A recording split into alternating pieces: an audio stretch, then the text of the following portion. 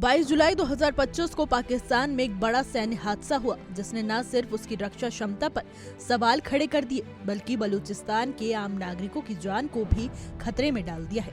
दरअसल पाकिस्तान ने अपनी सबसे खतरनाक मानी जाने वाली मिसाइल शाहीन 3 का परीक्षण किया था जो परमाणु हथियार ले जाने में सक्षम है, लेकिन ये टेस्ट बुरी तरह नाकाम रहा। मिसाइल अपना निशाना चूक गई और पंजाब प्रांत के डेरा गाजी खान में स्थित एक परमाणु केंद्र के पास जा गिरी।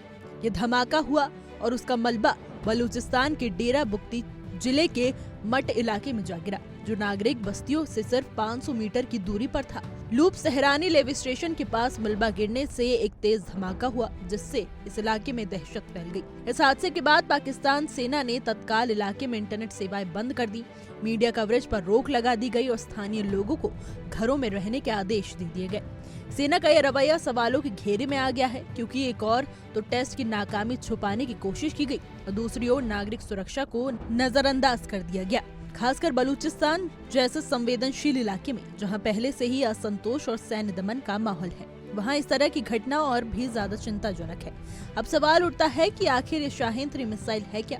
शाहीन 3 पाकिस्तान की सबसे उन्नत और लंबी दूरी की बैलिस्टिक मिसाइल मानी जाती है। ये सतह से सतह पर मार करने वाली मिसाइल है जिसकी रेंज करीब 2750 किलोमीटर तक है। इसका मतलब है कि ये भारत के बड़े शहरों जैसे दिल्ली, मुंबई और बैंगलोर तक आसानी से पहुंच सकती है। ये मिसाइल सॉलिड फ्यूल पर चलती है जिससे इसे कम समय में लॉन्च किया जा सकता है। ये 20 से 25 किलो टन से लेकर 300 से 50 किलो टन तक के परमाणु हथियार ले जाने में सक्षम है। यानी मिसाइल केवल एक पारंपरिक हथियार नहीं बल्कि एक बड़े पैमाने पर तबाही फैलाने वाली प्रणाली है। शाहीन 3 का विकास पाकिस्तान ने 2000 के दशक की शुरुआत में चीन की तकनीकी मदद से शुरू किया था।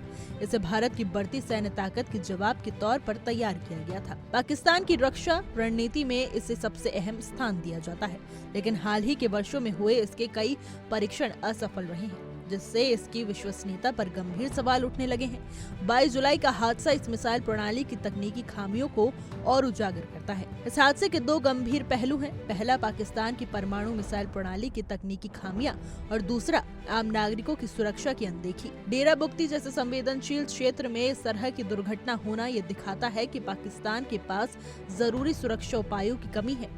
इससे न सिर्फ आंतरिक सुरक्षा को खतरे में डाला है बल्कि पूरी दुनिया के सामने पाकिस्तान की सैन्य तैयारियों पर सवाल खड़े कर दिए हैं। अगर ऐसा हादसा भारत या किसी अन्य देश की सीमा के पास हुआ होता तो इसके राजनीतिक और सैन्य नतीजे और भी गंभीर हो सकते थे। शाहीन 3 जैसी मिसाइलें सिर्फ एक देश की ताकत नहीं बल्कि पूरे क्षेत्र की स्थिरता पर असर डाल सकती है, और जब ऐसी प्रणाली बार बार फेल हो तो खतरा सिर्फ एक देश तक सीमित नहीं रहता।